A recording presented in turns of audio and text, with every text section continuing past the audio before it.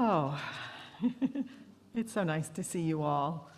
It's going to take us all a while to feel like this is real, so it's just wonderful.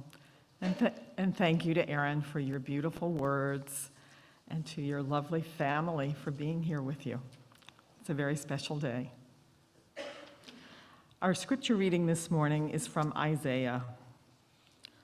Once more, the Holy One spoke to Ahaz and said, "Ask for a sign from the Holy One, your God. Let it be deep as the netherworld, or high as the sky." But Ahaz answered, "I will not ask. I will not put the Holy One to a test." Then Isaiah said, "Listen, O house of David, is it not enough for you to weary those around you? Must you also weary my God? Therefore, the Holy One will give you a sign. This virgin will become pregnant and will give birth. You will name the child Emmanuel. This child will be living on curds and honey by the time it knows how to refuse evil and do good. But before that time, before the child knows how to refuse evil and do good, the land of the two rulers you dread will be laid waste. However, the Holy One will bring upon you, your people, and your ancestral house a time unlike any since Ephraim seceded from Judah. It will be the time of the ruler of Azria.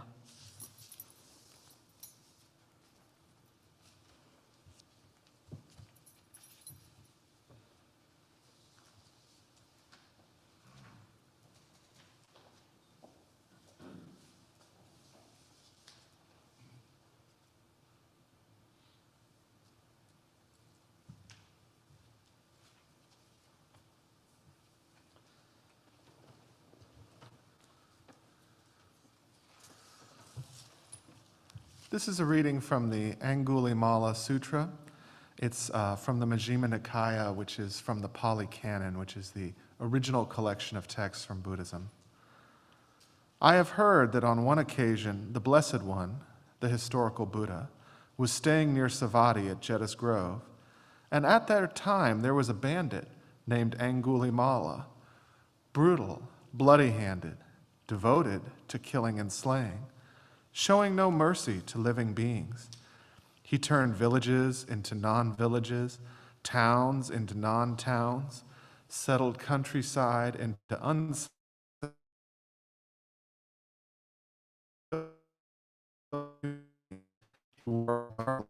made of fingers.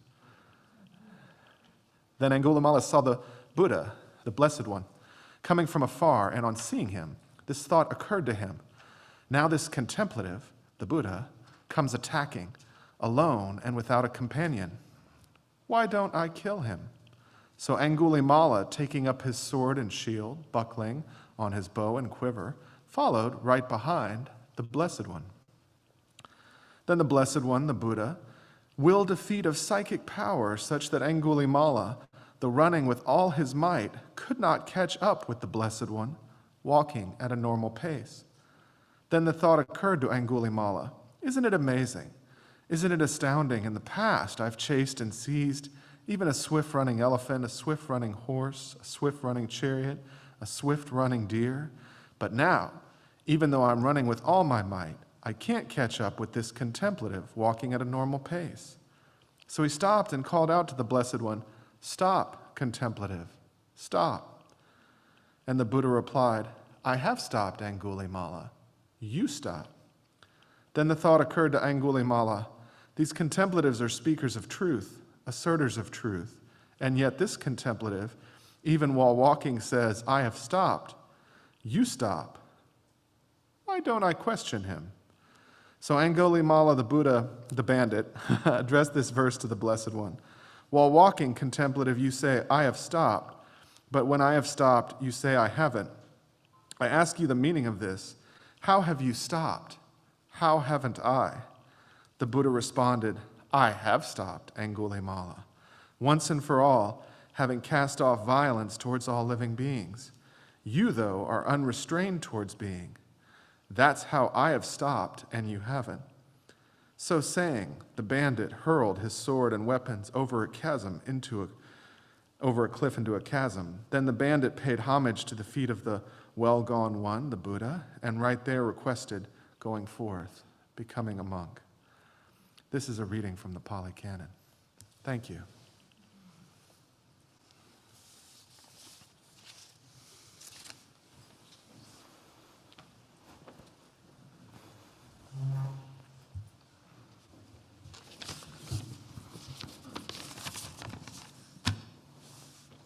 Thank you.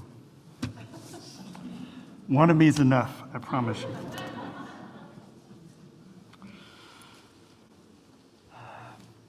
Well, I sometimes think I have the worst timing. Oh, I get to take this off, I forgot. So let's see. I sometimes think I have the worst timing of any preacher I know, in that I've chosen to talk about the virgin birth on the week that the Supreme Court has said that it's okay for Texas to unleash vigilantes to keep women in their place here in the Lone Star State. It's kind of embarrassing to be on the team that believes that life begins at conception and ends at birth. It's kind of hard to be on the same team with so many people who talk about a right to life, but also an unrestricted right to have guns and to infect other people with diseases.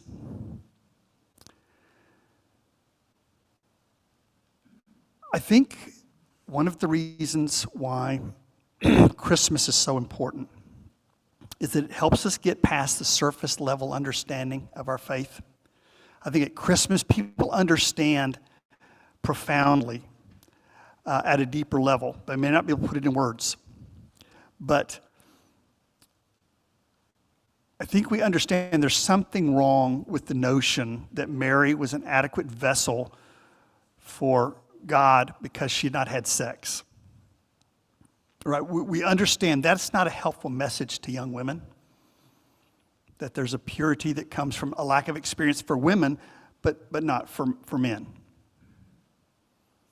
There's a problem with having the story be about guys at the center, and women's value comes in being in service to that cause. And as the years have gone on, virgin birth is more offensive to me every year.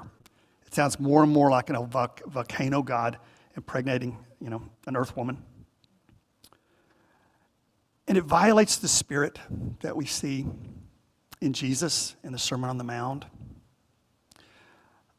I love the whimsical nature of the parable that Buddhism has of chasing after somebody and not being able to catch. We need that creativity to understand what the Christian Testament is talking about as well. Because the church in many ways has been the worst enemy for women through the ages. Not all churches, there's incredible exceptions, but I think when we look at the fascism, I won't look for a more nuanced word, that is threatening our country, threatening to undo our democracy, that the church has played a huge part, just as the church in Germany played a part in setting up the fascist movement there because of its anti-Semitism and the teaching that Jesus is the only way.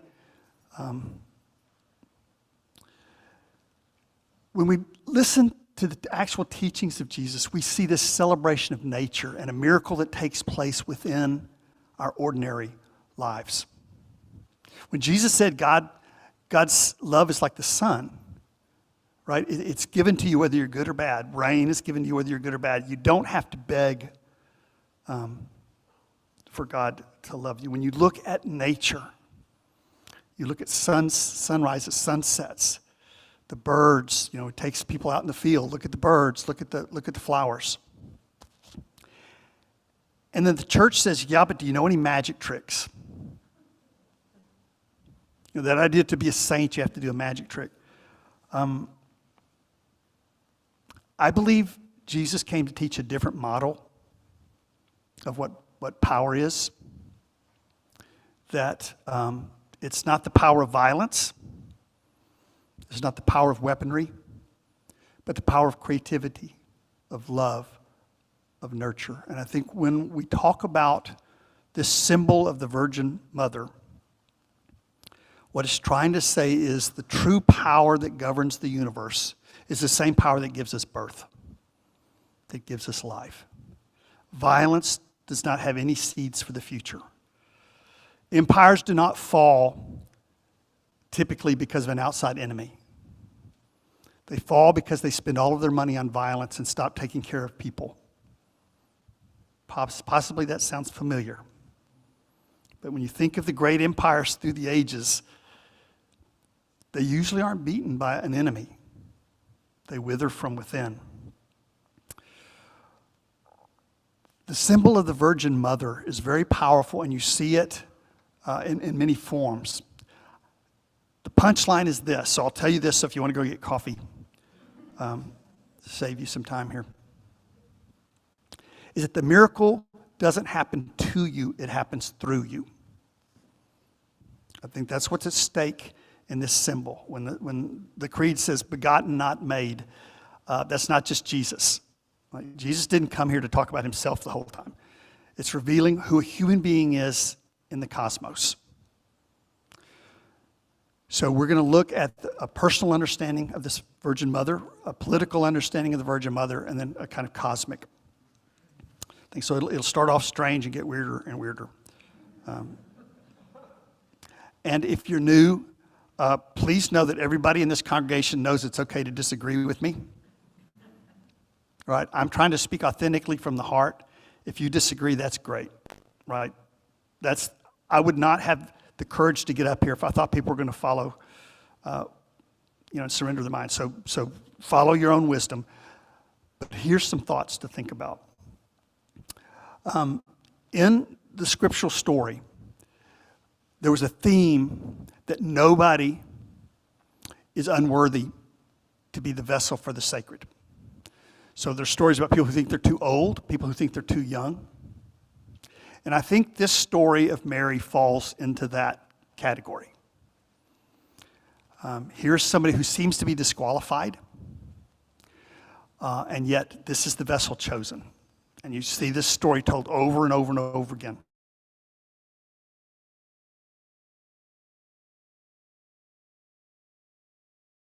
Virgin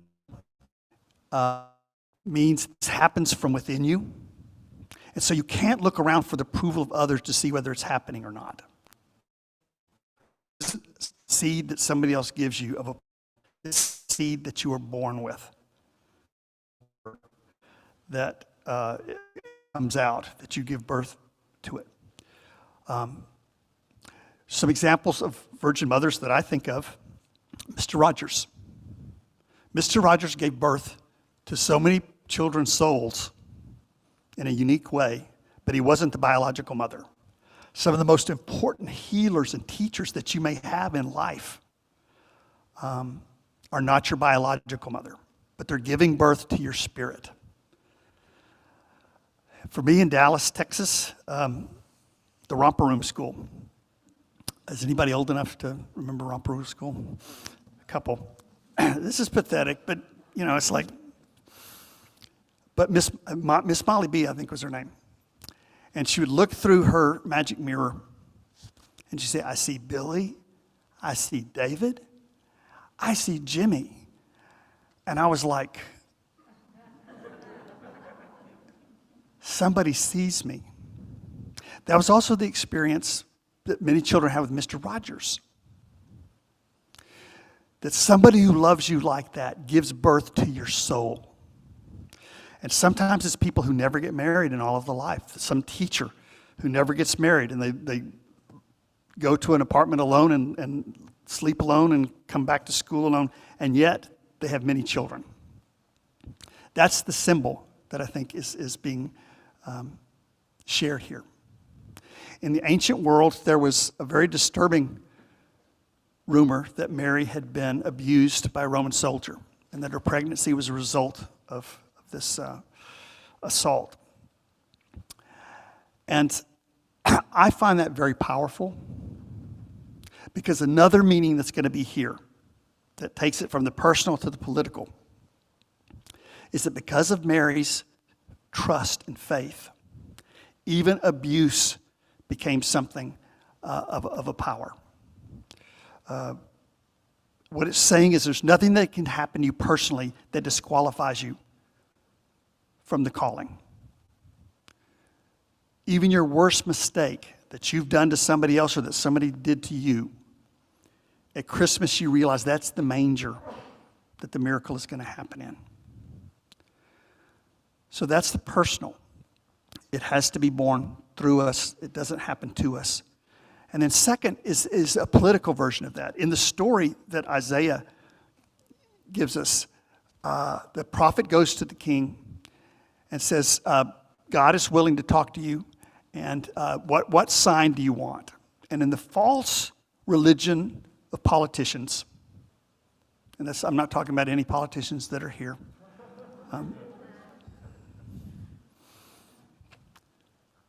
but you know in Texas there are people who love the Bible, but you can't recognize a Sermon on the Mount anywhere. It's used as a torture rack for other people, to impose on other people. It's using God like a fulcrum to twist and torture people. This is the leader then. And if it's okay to be political in the Christmas story and mention Herod, to mention Ahaz, then it needs to be okay to say where the problems are coming from in our day. I don't think I even need to, but you get the general idea. So the prophet says, well, what sign would you like? And Ahaz says, I don't need a sign. I don't want to test God. I don't want a sign. And so Ahaz says, okay, well, then here's the sign. The word isn't virgin, the word is maiden. Sort of a peasant girl. A peasant girl is going to give birth to your replacement. That's the sign. Herod was terrified of the baby Jesus. Ahaz was terrified of this symbol of the sacred coming into the world, love coming into the world, generosity, sharing. All of those things are vilified now by much of the leadership of this country. So Mary sang this song, and he said, my child, and again, this is so powerful. If you think she's been abused by the system, and that her faith turns that, transforms it, transmutes it into power. And she says, my child is going to bring the mighty low. My child is going to lift up the lowly. My child is going to feed the hungry and send the rich and stuffed away empty. See, that's the Jubilee promise. And it may never happen historically in time, but that is the home for your heart. And that's what, when you see the manger at Christmas, what viscerally you may be feeling is you can live in heaven now if you live in love and justice. Your heart doesn't have to be a victim of what is happening around you. You don't have to be defined by the abuse and the hatred that's around you. Christmas is the happiest time of the year for Christians, but if you look at it, the story is dark, it's cold. Herod's looking for the baby. Their world looked just like us, like ours. And our world can feel just like theirs did. Another image in the ancient world of the virgins was the Vestal Virgin. They were the ones that kept the flame going. And Mary was a virgin like that. She had a faith that justice would enter the world, that love would enter the world. through her life, through her baby's life. And that's winning. If you think about it, that is winning. Having a life that is noble, having a life that you give yourself to your highest value, that is winning, even if in your time things don't turn around. Jesus came and went, and the same people were in power. But the world was different. Your life can be like that too. You don't have to be defined by what happens outside of you. That's the Virgin Mother thing too. And in Texas, we are rich with steel magnolias. If you're not from Texas, you may not know what that is, but being a pro-choice clergy, 30 years ago, made me a little bit of a freak. So I was able to sit on meetings with Ann Richards and Sarah Weddington and Molly Ivins. And I realized that I need to switch to that team out of self-preservation. I may or may not get it, but this is the team that's going to win. They're smarter, they're stronger, and they're not going to quit. So here's to Steel Magnolias. Mary was one of them. And you don't have to be a woman to do that. You just have to care what happens to all people everywhere. So that's the political. And now the cosmic. And again, you hippies will like this. The rest of you I'm not so sure about. One of the undergirding messages of all great world scriptures is that we are the universe in personal form. So when you see the stories of stars going overhead, they didn't have to wait to modern astronomy to develop to realize we are children of the stars. You've heard it countless times. There are elements in your body that could not have developed in our solar system. So your story does not begin with your birth, and it doesn't end with your death. In the ancient world, they look at the stars, and they told stories using the stars, the constellations. So about 1,000 years before Jesus, Mithra comes and kills the bull, coincidentally at the end of the age of the Taurus. Jesus comes and dies as the lamb, coincidentally at the end of the age of Aries, beginning of Pisces, the fish. That story of the three strangers following a star, you see it all over the world. And tonight, if you go outside and you look at Orion, you will see those three strangers following star. It's talking about a new age. Listen to this. This is, and I'm wrapping up. I'm getting closer to the ending. This is Virgil. This sounds like a Christmas carol with different names in here. The pagans were already singing this song long before we got on the scene. This is Virgil. Now has come the last age of the ancient song. The great line of the centuries begins anew. Now, the age of justice. The Virgin returns. The reign of Saturn returns. Now a new generation descends from heaven on high. Only do you pure Lucina smile at the birth of the child, under whom the iron brood shall at last cease, and a golden race spring up throughout the world. Your own Apollo now is king. So those were the hymns, the Christmas carols, before Christians arrived on the scene. And it was natural to plug Jesus into that, because Jesus spoke about love and justice. Mary lived for love and justice. When you look at the world and you're overwhelmed, and it just doesn't seem like there's any way that justice will ever arrive, go out and look at the moon and at the stars and realize that's your home too. That underneath the storms of this world, of this life, you don't have to be otherworldly and superstitious to realize the truth that your life is longer and greater than anything that happens on this planet. Your purpose is not to win a battle, but to manifest love that does justice. When you do that, you've already won. So, I will admit that my timing wasn't the best, or maybe it was the best, at a time when women's rights are under savage attack.